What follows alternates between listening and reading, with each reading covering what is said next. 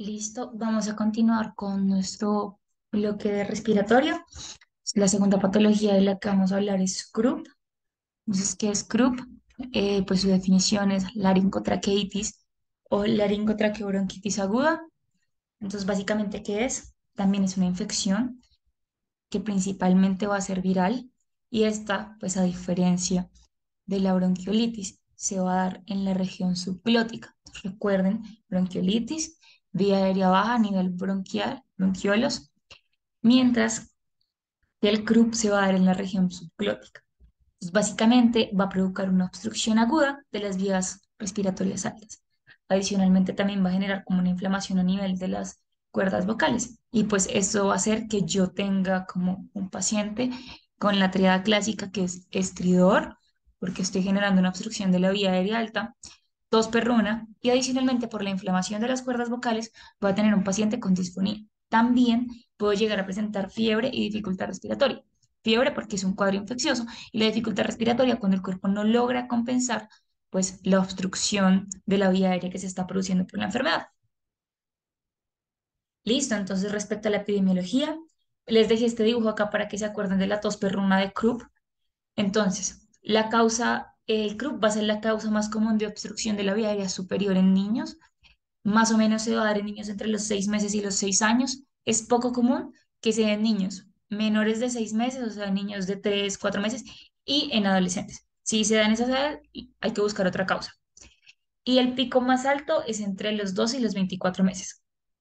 Aproximadamente el 3% de la población infantil genera al menos un episodio de CRUP al año y 18 de cada 1.000 niños menores de 6 años de edad pueden llegar a presentar CRUP. También va a estar influenciada por picos respiratorios. Cuando hay temporada de lluvias, pues aumenta la incidencia de CRUP y se da un poquito más en hombres que en mujeres. Factores de riesgo son un poco los que ya mencionamos. Entonces, la edad se da más común entre los 2 y los 24 meses, se da más en niños. Entonces, acuérdense de este niño. Incidencia de pico respiratorio. Si hay historia familiar de CRUP, también es probable que el niño llegue a generar CRUP. Adicionalmente, si hay un antecedente de una intubación orotraqueal, básicamente porque estuvo a alterar el epitelio pues, de la vía respiratoria, generando que tenga mayor predisposición a generar este tipo de patologías, o que el niño ya de por sí tenga alguna anomalía estructural. Entonces, ¿qué microorganismos lo pueden causar? Principalmente virus. Entonces, la más común va a ser para influenza, tipo 1, tipo 2 y tipo 3. La más común es la tipo 1, pero la tipo 3 es la que la vamos a encontrar como en los casos más graves de croup. También influenza es menos común, pero va a ser un poco más, si es influenza, generalmente como que el manejo no es tan sencillo. Virus incisional respiratorio también lo puede causar adenovirus, SARS-CoV-2 y otros como sarampión, rinovirus, enterovirus, herpes simple. Listo. Respecto a la fisiopatología, vamos a tener en cuenta que la transmisión también es contacto persona a persona o por secreciones infectadas. Entonces, la transmisión en realidad es fácil. Entonces, básicamente, ¿por dónde va a entrar la infección? Básicamente por vía aérea y por vía nasal. Va a ingresar hacia la nasofaringe y va a bajar hacia el epitelio respiratorio para finalmente llegar como a la parte de la laringe y tráquea. Básicamente, ¿qué nos va a generar? Esperen un segundito. Nos va a generar una inflamación difusa en esta región, eritema y edema en las paredes de la tráquea y va a afectar también pues la movilidad de las cuerdas vocales, que es como lo que caracteriza. Entonces, ¿por qué se da en niños? Básicamente porque la anatomía de la vía aérea en los niños es diferente a la vía aérea en un adulto. Por eso no se da tan común en adolescentes. Entonces, el diámetro de la vía aérea va a ser menor en niños que en adultos. Entonces, si yo tengo un diámetro más pequeño y genero una obstrucción, pues fácilmente se va a obstruir. En un adulto, si tengo un diámetro más grande, el mismo grado eh, de inflamación no me va a generar el mismo grado de obstrucción al flujo de aire. Entonces, una mínima obstrucción o limitación del flujo de aire me puede llegar a generar cuadros un poco más graves en niños. Adicionalmente, como lo vemos en esta imagen, la región subglótica es la parte más pequeña de la vía aérea en el niño. Por eso es que es en esta zona donde se genera. pues la inflamación de las cuerdas vocales y todo el cuadro. Básicamente se genera pues una inflamación, toda la vía aérea, pero justo en esa zona, por ser la zona como más angosta, más estrecha de la vía aérea, pues es donde se va a generar la mayor obstrucción al flujo de aire. Adicionalmente, sumando aquí es el área más pequeña, si vemos acá la imagen, aquí justo al lado de la región subglótica vamos a encontrar el cartílago cricoides. Entonces, el cartílago cricoides lo que va a hacer es que al encontrarse ahí, pues va a limitar que pues esa región subglótica haga algún tipo como de expansión, sino que la va a limitar mucho más. Entonces, si yo tengo una obstrucción del aire, no se puede expandir porque tengo algo que me contrae ahí, pues va a favorecer mucho más que si obstruya justamente esta región. Entonces, básicamente, ¿qué vamos a tener? Vamos a tener una limitación del flujo de aire, que es como lo observamos acá. Entonces, hay una obstrucción. Obviamente, el grado de esta obstrucción puede ser diferente dependiendo del caso. Y pues esto me va a generar flujos un poco más desordenados que me van a generar el estridor, que es uno de los síntomas clásicos. Entonces, adicionalmente, pues al tener una obstrucción del flujo de aire, pues no entra el suficiente aire que necesita el cuerpo. Entonces, básicamente lo que va a generar es como algún método compensatorio para lograr como captar la cantidad suficiente de aire. Entonces empieza a hacer dificultad respiratoria, aleteo nasal, lo que va a empezar es como intentar captar mayor cantidad de oxígeno, inicia a utilizar músculos accesorios, etcétera, para lo mismo, para lograr aumentar pues el aire que ingresa a la vía aérea. Entonces, la inflamación se va a dar, como ya lo mencionamos, en las cuerdas vocales y esto me va a generar afonía. Como voy a empezar a tener un edema en la mucosa y en la submucosa, vamos a tener un aumento de las secreciones. Entonces, este aumento de las secreciones van haciendo que se vaya limitando cada vez más pues, la luz traqueal, siendo que haya una limitación del aire. Y lo que hace el cuerpo, pues, el niño, es generar una taquipnea para lograr pues, tener una saturación y un aire suficiente, básicamente. Si esta taquipnea que se genera inicialmente no logra compensar el cuadro, pues ya lo que vamos a empezar es a tener cuadros de hipoxemia. Otros conceptos importantes a tener en cuenta es que pues esta infección se puede infectar, este ya lo hablamos, que es que afecte bronquios, laringotraqueobronquitis aguda, puede afectar también alveolos, y ahí ya hablaríamos de una laringotraqueobronconeumonitis aguda. Y hay otro concepto importante que es el croup espasmódico, que es que hay una obstrucción súbita de, pues de la vía aérea que se genera por un edema, pero que no es causada por una infección. Entonces, básicamente se cree que es como algo genético, inmunológico o por algún tipo de alergia que se genera, pues, esta obstrucción al flujo de aire. Más adelante les voy a comentar cómo diferenciar, pues, si es un croup espasmódico o si ya, pues, no es espasmódico. Adicionalmente, hay que tener en cuenta que en niños el bebé llora, el niño llora. Entonces, cuando se da el llanto, pues hay un aumento de la congestión nasal y va a haber un aumento de la velocidad respiratoria, pues, aumentando todo el cuadro que ya se está presentando dificultad respiratoria por el cuadro en sí.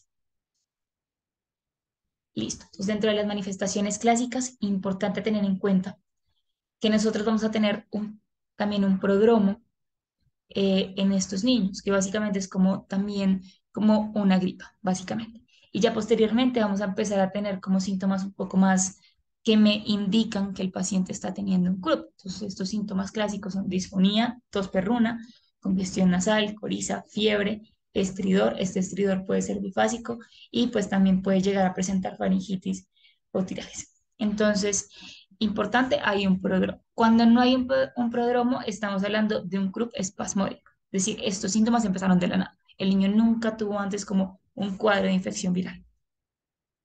Dentro de la evaluación inicial, pues lo primero es ver si hay una obstrucción severa o si hay un riesgo de obstrucción. En tal caso de que lo haga, pues ustedes van a tratar primero pues esta parte. El niño debe estar cómodo, debe evitar la ansiedad, porque como ya lo vimos, el llanto y la intranquilidad de un niño puede pues, empeorar los síntomas.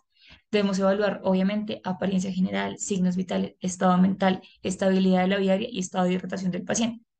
Así el niño tenga un grupo muy leve. Si el niño está deshidratado, no lo puede dejar ir. Entonces, básicamente, evaluar a totalidad al niño, pues, para tener en cuenta cada una de las cosas. Obviamente, si yo veo un niño que ya viene letárgico, puede ser causado por un CRUP, pero pues importante que el niño tenga una alteración del estado de conciencia que no se puede dejar pasar. Dentro de la anamnesis, tener en cuenta factores de severidad, como que el inicio haya sido súbito, que ya haya tenido CRUP previamente, que los síntomas hayan evolucionado muy rápido, que tenga alteración en la base labiaria o condiciones médicas previas. Adicionalmente, los síntomas, entonces el dolor de garganta puede ser causado también por una epiglotitis, no es tan común en un CRUP. La tos perruna, si tiene tos perruna, pensar en un CRUP. Y disfonía también puede presentarse en epiglotitis.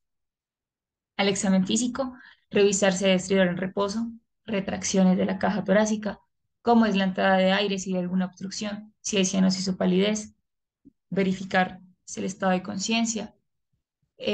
Los niños suelen llegar con una posición de olfateo cuando tienen una epiglotitis. Si el niño llega con esta posición de olfateo, pensar más en una epiglotitis que en un croup. Revisar si también puede llegar a tener faringitis, revisar garganta, que no sea como una alteración, pues más como una faringoamigdalitis, si hay salivación excesiva, revisar si hay nódulos cervicales y el tórax, pues obviamente si tiene sibilancias o secretos. Este es la escala de Wesley, que es con la que se clasifica la severidad del croup. Entonces vamos a hablar de leve, moderada y severa. Básicamente, pues se va a tener como en cuenta, primero, si hay estridor respiratorio, entonces 0 puntos si no lo hay, si es solamente audible con fonendo o si yo lo escucho sin necesidad de auscultar con un fonendoscopio. Si hay tirajes también depende como de qué tan graves son estos tirajes. Ventilación, si está normal, disminuida o muy disminuida, si hay cianosis y el nivel de conciencia. Y todo esto me va a dar un puntaje. Entonces vamos a hablar de croup leve cuando es de 0 a 2 puntos.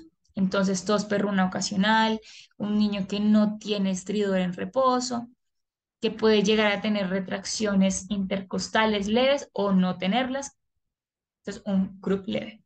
Un croup moderado, vamos a hablar de que ya la tos perruna es mucho más frecuente, tenemos un estridor audible en reposo y vamos a tener retracciones que van a ser un poco más severas y también pues en reposo. Entonces sería un croup moderado y ya un croup severo es un compromiso respiratorio severo, distrés respiratorio, pobre entrada de aire y alteración del estado de conciencia. Cuando un niño tiene más de 12 puntos, 12 a 17 puntos, vamos a hablar de que ya posiblemente está en una falla respiratoria. Otro punto a tener en cuenta es que yo puedo tener un CRUP recurrente. Cuando hablo de un CRUP recurrente, cuando tengo 3 o más episodios de CRUP. Y un CRUP espasmódico es cuando tengo un episodio sin prodromo, que eso ya lo hablamos previamente. Listo, entonces, para el diagnóstico es netamente clínico. Entonces, el diagnóstico es historia clínica y examen físico. Entonces, obviamente yo puedo hacer una radiografía de tórax, pues básicamente lo que me va a ver es cómo pedir una radiografía de tórax AP y lateral. Y básicamente es para ver, soportar el diagnóstico, pero pues no es necesario para hacer un diagnóstico. Básicamente lo que yo podría ver es un signo de campanario, que es este que vemos acá, que es como un edema a través de, pues, del arco subglótico. Y pues obviamente si yo lo encuentro, pues ya pienso pues, en un CRUP viral, la sensibilidad es del 93% y la especificidad del 92%.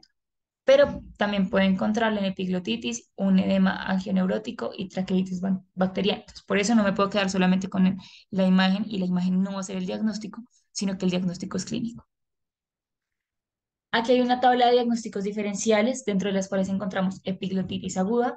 La epiglotitis aguda no es tan frecuente, a diferencia del CRUP. Aquí no vamos a tener tos perruna, pero sí va a haber como estrés respiratorio, bacteremia, el niño va a estar febril, pálido, decaído y además va a tener como una salivación excesiva y dificultad para tragar. Si tengo un absceso, el niño presenta fiebre, también ese como aumento de la secreción de la salivación, rigidez nucal, linfadenopatías. Y tampoco es tan común que tenga tos perruna. Entonces, tos perruna, croup. Si hay cuerpo extraño, hay que pensar como si el evento fue como muy súbito, qué estaba haciendo previamente el niño, si el niño estaba sano previamente, si fue, o sea, en realidad sí fue algo súbito.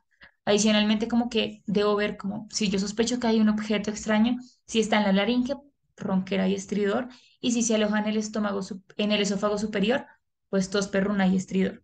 Pero pues tener en cuenta como qué estaba haciendo el niño, en qué momento empezó el cuadro del niño, quién lo estaba viendo, fue de la nada. Entonces, ese tipo de cosas me ayudan como a pensar en un cuerpo extraño. Si tengo una reacción alérgica, es un niño que no ha tenido síntomas de resfriado, no ha tenido fiebre. Adicionalmente, tiene otros signos como labios hinchados, lengua hinchada, urticaria, que tenga una disfagia. pero que no tenga ronquera, y pues que el niño ya previamente tenga historia de alergia o que la familia tenga historia de algún tipo de alergia. Y pues obviamente vamos a tener otros diagnósticos que no son tan comunes, pero que igual se les puede dejar ahí. Listo, entonces para el tratamiento, importante tener en cuenta en qué condición me llega el niño. Entonces, si el niño tiene cianosis o alteración del estado de conciencia, me hace pensar en una obstrucción severa. Si el niño me llega con una obstrucción severa, pues yo lo que debo hacer es rápidamente manejar con oxígeno al 100% y dar adrenalina. Y básicamente como llamar a un experto, pues llamar a un médico en tal caso de que se requiera una intubación y si no se puede hacer una intubación, pues remitirlo. Si no tiene una obstrucción severa, yo lo que hago es clasificar en grave, moderado y severo y voy a dar el manejo que ya vamos a hablar. Entonces, en un niño que tiene leve, acuérdense de la escala de Wesley, vamos a poder dar un manejo ambulatorio. Pues oxígeno solo si es necesario, se puede dar aire humidificado, antipiréticos si hay fiebre, hidratación oral con suero normal y se da una dosis de dexametasona a 0,6 miligramos kilo o prednisolona 1 miligramo kilo. Entonces, básicamente, ese es el manejo que se da para un croup leve. Si yo tengo un club moderado, pues yo lo que hago es observar al niño, ver cómo evoluciona. Igual, doy soporte dependiendo de lo que el niño requiera. Entonces, si yo veo que él no mejora, pues lo hospitalizo. Pues, inicialmente, observación. Oxígeno si es necesario, antipirético si tiene fiebre, hidratación oral. Igual, doy dexametasona oral o intramuscular a una dosis de 0,6 y a diferencia, pues aquí ya no voy a dar prednisolona, sino epinefrina nebulizada. Si ya tengo, ay, aquí me quedó mal, aquí es grave. Si tengo un croup grave, pues básicamente tengo que hospitalizar al niño, dar oxígeno, aire humidificado, antiepiléptico si tiene fiebre, también hidratación oral. Pero no me voy a quedar solamente con la hidratación oral. Si el niño está deshidratado, independientemente de si sea leve, moderado o severo, pues tengo que dar un manejo con líquidos intravenosos. También se da dosis de dexametasona y epinefrina nebulizada. En tal caso de que el niño ya tenga una falla ventilatoria, que sería lo que vemos acá, yo tengo que dar un manejo rápido y si tiene falla ventilatoria inminente, mandar a una UCI pediátrica. Aquí es básicamente como lo mismo, croup leve, dar un manejo ambulatorio, explicar al padre, corticoide dosis única y pues mirar si en tal caso de que empeore lo pueden traer nuevamente. Si no lo pueden traer, lo vigilo en el hospital. Croup moderado, adrenalina nebulizada, dexametasona, prednisolona, también se puede usar budesonida. Y en un croup severo, básicamente oxígeno, adrenalina nebulizada, corticoide como el croup moderado y considerar pues intubación. Listo, entonces en resumen, el CRUP, disfonía, tos perruna y estidor. Si yo tengo esos tres, voy a pensar en un CRUP. Digamos que una de las cosas más específicas es la tos perruna. Entonces, básicamente el diagnóstico es clínico. Se puede hacer una radiografía, pero no debería hacerse tan de rutina porque en general el diagnóstico es clínico. Se recomienda, pues, luego, pues, verificar si el niño está estable o no está estable. En tal caso de que, pues, que esté estable, de una vez se coloca oxígeno y epinefrina nebulizada. Si el niño, pues, está estable, no tiene como, puedo como esperar un momentico, clasifico leve, moderado y severo. Leve, manejo ambulatorio si es posible y dar dosis única de dexametasona. Si el niño ya está pues moderado, observarlo, dar también manejo con dexametasona y epinefrina nebulizada. Y si el niño ya está grave, pues tengo que dar oxígeno, líquidos, lo que necesite. Y listo. Entonces, hasta aquí vamos con la parte de CRUP. Ya el siguiente video sería la parte que nos falta, que sería neumonía.